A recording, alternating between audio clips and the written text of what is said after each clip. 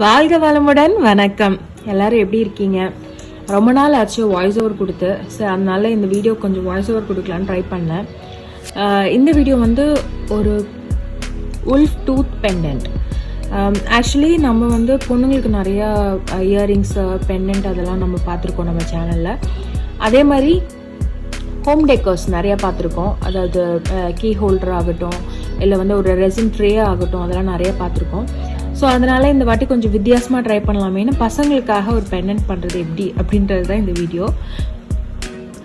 So நம்ம as usual resin mix பண்ணி எடுத்தாச்சு. இப்போது செகண்ட் ஸ்டேஜ் வந்து பிக்மெண்ட் ஆட் பண்ணுறோம். பிக்மெண்ட்டில் 2 வெரைட்டி இருக்குது. ஒன்று வந்து டிரான்ஸ்லூவன்ட் பிக்மெண்ட் அப்படின்னு சொல்லுவாங்க, இன்னொன்று வந்து கான்சென்ட்ரேட்டட் பிக்மெண்ட் அப்படின்னு சொல்லுவாங்க. ஒன்றே ஒன்று மட்டும் ஞாபகம் வச்சுக்கோங்க, நீங்கள் எந்த பிக்மெண்ட் யூஸ் பண்ணாலும் ஜஸ்ட் ஒரு ட்ராப் போதும். ஏன்னா நம்ம வந்து ரொம்ப அதிகமாக நம்ம வந்து ரெசின் மிக்ஸ் பண்ண போகிறது இல்லை. ஏன்னா அப்படி அதிகமாக ரெசின் மிக்ஸ் பண்ணோன்னா நம்மளுக்கு வந்து ஹீட் ஆகும், பபிள்ஸ் ஃபார்ம் ஆகும், மிக்ஸே பண்ண முடியாது, அந்த மாதிரி ஆகிடும். அதனால நம்ம பேட்சாக தான் எப்படி பண்ணாலும் நம்ம மிக்ஸ் பண்ண போகிறோம். அதனால எப்போதுமே ஒரு ட்ராப் அதுவே போதும். அப்படியே உங்களுக்கு மீறி ரொம்ப டார்க்காக வேணும் கலர் அப்படின்னா இன்னொரு ட்ராப், அவ்வளோதான். ட்ராப் பை ட்ராப்பாக தான் நீங்கள் வந்து பிக்மெண்ட் ஆட் பண்ணணும்.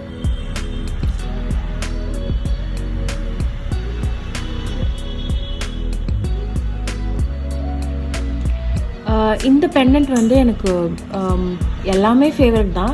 இது கொஞ்சம் எக்ஸ்ட்ரா ஸ்பெஷல்னு சொல்லலாம். ஏன்னா என்னோடய கசின்ஸ்க்கு எல்லாம் நான் இது செஞ்சு கொடுத்தேன். அவங்களுக்கு ரொம்ப பிடிச்சிருந்தது.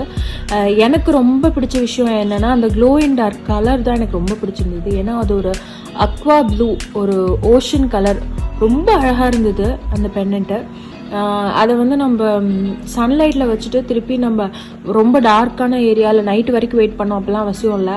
சன்லைட்டில் வெளியே போயிட்டு வந்தாலே வீட்டுக்குள்ளே வரும்போதே அது பயங்கரமாக க்ளோவாச்சு. ஸோ அது ரொம்ப ஃபேவரட் எனக்கு. அந்த கலர் எனக்கு ஃபேவரட் கலர், அதனால எனக்கு அந்த பெண்டன்ட்டும் ரொம்ப பிடிச்சிருந்தது.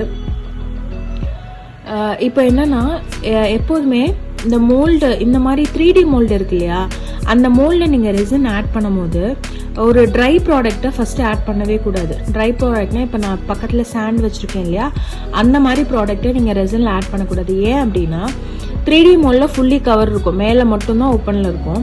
ஸோ நீங்கள் வந்து வெறும் அந்த சாண்டை மட்டும் போட்டுட்டு அதுக்கப்புறம் ரெசின் போட்டிங்கன்னா பபிள்ஸ் ஃபார்ம் ஆக வாய்ப்புகள் இருக்குது. ரெசினில் ஒரு பெரிய தலைவலியே பபிள்ஸ் தாங்க.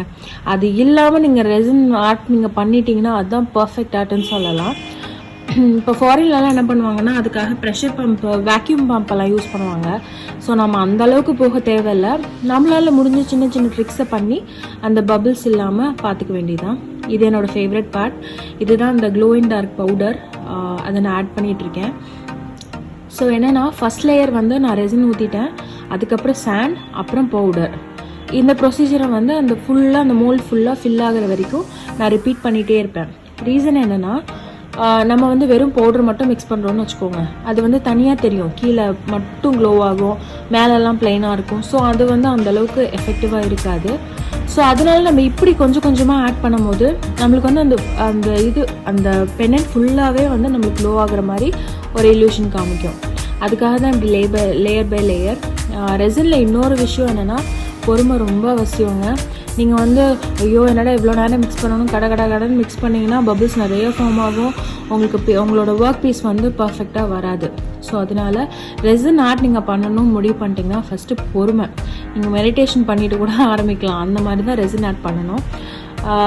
அதுக்கப்புறம் இந்த மாதிரி சின்ன சின்ன மோல்டில் 3D மோல்டில் ஊற்றும் போது லிட்டில் பை லிட்டில், அதாவது பிஞ்ச் பை பிஞ்ச் தான் நீங்கள் ஆட் பண்ணுற மாதிரி இருக்கும். அது வந்து டைம் எடுக்கும், இருந்தாலும் உங்களுக்கு வந்து ஃபினிஷ் எஃபெக்ட் ஆகலை. ஏன்னா நீங்கள் இப்போ அரை மணி நேரம் பண்ணிவிட்டு 24 ஹவர்ஸ் கழிச்சு எடுக்கும்போது அந்த பீஸ் ஏதாவது டிஃபெக்டிவாக இருந்ததுன்னா உங்களுக்கு கஷ்டமாக இருக்குது. ஏன்னா 24 ஹவர்ஸ் வெயிட்டிங் டைம் இருக்குது. அதனால நீங்கள் என்ன பண்ணணுன்னா பொறுமையாக பண்ணுங்கள். பொறுமையாக பண்ணி 24 ஹவர்ஸ் வெயிட் பண்ணி அந்த பீஸ் வந்து முழுசாக வரும்போது உண்மையிலே அது ஒரு தனியாக ஒரு ஹாப்பினஸ். எனக்கு அப்படி இருக்கும். அதை பாப் பண்ணும்போது அது நல்லா அழகாக வந்துருந்தது, எந்த டிஃபெக்டும் இல்லைன்னா எனக்கு அதில் ஒரு சந்தோஷம். அதனால தான் நான் அந்த ரெசினுக்கு அப்சஸ் ஆகிட்டேன்னு கூட சொல்லலாம், அடிக்ட் ஆகிட்டேன்னு சொல்லலாம். ஸோ அந்த மாதிரி எனக்கு ரெசின் ஆர்ட் ரொம்ப பிடிக்குங்க.